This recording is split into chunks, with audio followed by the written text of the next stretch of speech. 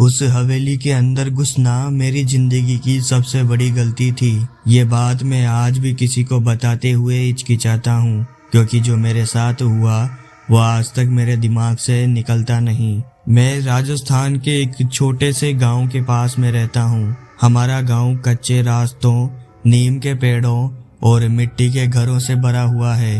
गांव से करीब 1.5 किलोमीटर दूर एक पुरानी हवेली है। लोग उसे काली हवेली कहते हैं। काली इसलिए नहीं कि उसका रंग काला है, बल्कि इसीलिए कि सूरज ढलते ही वो जगह अजीब तरह से भारी लगने लगती है। मैं बचपन से उस हवेली को देखता आ रहा था। दिन में भी उधर कोई नहीं जाता था और रात को तो सोच भी नहीं सकता। गांव के बुजुर्ग कहते थे उधर मत जाना, वहाँ कुछ ठीक नहीं होता। पर उस दिन मैंने उनकी बात नहीं मानी। उस दिन मैं अपने मामा के यहाँ गया हुआ था, जो उसी गांव के पास में रहते थे। शाम हो चुकी थी।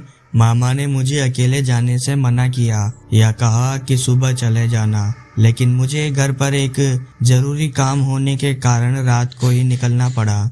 अब मेरे पास 2 तरह के रास्ते थे, एक लंबा पक्का रास्ता और दूसरा छोटा कच्चा रास्ता जो काली हवेली के पास से होकर जाता था। मैंने सोचा दिन भर की थकान है, जल्दी घर पहुंच जाता हूँ। शाम के करीब 7:30 बज रहे थे। आसमान में हल्की हल्की लालिमा थी और हवा बिल्कुल बंद थी। जैसे जैसे मैं उस कच्चे रास्ते पर बढ़ा, आवाजें कम होती गई।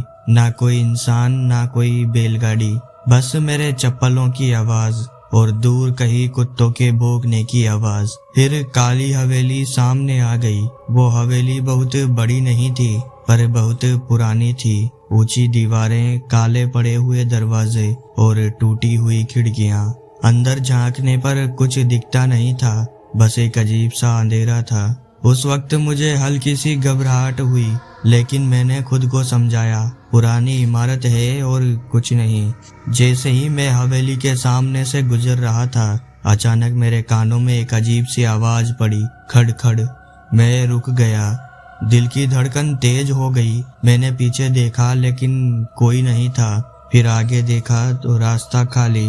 मैंने सोचा शायद हवा से कोई दरवाजा हिला होगा, लेकिन हवा तो चल ही नहीं रही थी।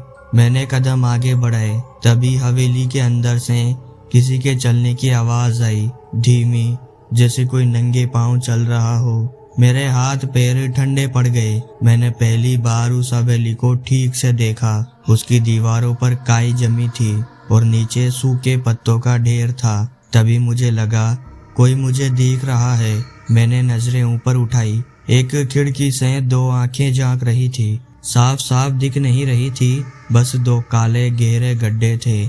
मैं वही जम गया। न सांस निकल रही थी, न आवाज। अचानक वो आंखें गायब हो गई। मेरे शरीर में जैसे जान वापस आ गई हो। मैंने बिना पीछे देखे तेज तेज चलना शुरू कर दिया, लेकिन मेरे कदमों की आवाज के साथ साथ किसी और के कदमों की आवाज भी आने लगी। मैं रुका, वो आवाज भी रुक गई। मैं चला, वो भी चल पड़ी। अब पसीना मेरी पीठ से बह रहा था। दिल इतनी जोर से धड़क रहा था कि लग रहा था कोई सुन लेगा। मैंने हिम्मत करके पीछे मुड़कर देखा, लेकिन वहां कोई नहीं था। पर तभी मेरे कान के पास किसी ने बहुत धीरे से सांस छोड़ी। मैं चिल्ला भी नहीं पाया। मैं भागने लगा। कच्चा रास्ता, पैर फिसल रहे थे, कांटे चुभने लगे क्योंकि मेरी चप्पल टूट चुकी थी। पीछे से अब साफ साफ किसी के दौड़ने की आवाज आ रही थी। जैसे ही मैं गांव की पहली लाइट के पास पहुंचा, वो आवाज अचानक बंद हो गई। मैं हाँफता हुआ वहीं बैठ गया। कुछ देर बाद गांव के 2 लोग दिखे। उन्होंने पूछा, क्या हुआ? मैं बोल ही नहीं पा रहा था। जब थोड़ी सांस संभली तो मैंने सब बताया। उनके चेहरे का रंग बदल गया। एक बुजुर्ग ने बस इतना कहा, आज तक जो भी उस हवेली में गया वो खाली हाथ नहीं लौटा। उस रात मैं सो नहीं पाया। पंखा चल रहा था, पर कमरे में घुटन सी महसूस हो रही थी। रात के करीब 3 बजे मेरी नींद अचानक खुल गई। कमरे में वही भारीपन था जो मैंने हवेली के पास महसूस किया था, और तभी मेरे कानों के पास वही सांस की आवाज आई, मैंने आंखें खोल दी। कमरे के कोने में एक परछाई खड़ी दिखी। मैं कुछ बोल नहीं पाया। वो परछाई धीरे धीरे मेरी ओर बढ़ी।